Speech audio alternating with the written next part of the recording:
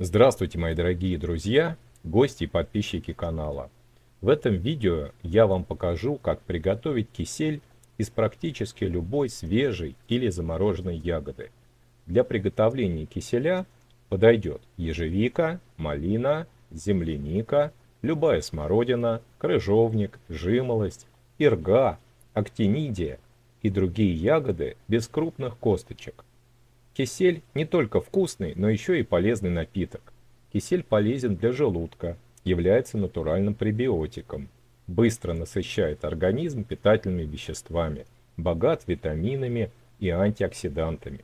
Я готовлю кисель по старому маминому рецепту. Это быстро и просто. Сейчас я вас научу. Зимой я варю кисель из замороженной ягоды ежевики и смородины.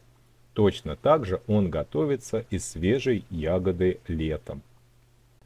Первым делом я насыпаю в кастрюлю ягоду примерно на 1/3 от ее высоты. Далее заливаю ягоду кипятком объемом примерно 0,5 литра. Ягода под воздействием горячей воды быстро размораживается. Толкушкой немного разминаю ягоду. Далее можно добавить сахарный песок по вкусу 2-3 столовые ложки. А лучше обойтись без сахара, так будет полезнее. Ставлю кастрюлю на средний огонь и доливаю воду объемом примерно 1 литр. Пока варится ягодный сироп, я делаю водный раствор крахмала. В стакан объемом 250 мл я насыпаю 2-3 столовых ложки картофельного крахмала и заливаю холодной водой. Хорошо размешиваю крахмал, комочков быть не должно. После того, как закипит ягодный сироп, даю ему повариться на медленном огне примерно 2-3 минуты. После этого медленно вливаю раствор крахмала в кастрюлю. При этом важно слегка помешивать сироп ложкой, тогда не будет комочков. Кисель постепенно загустевает.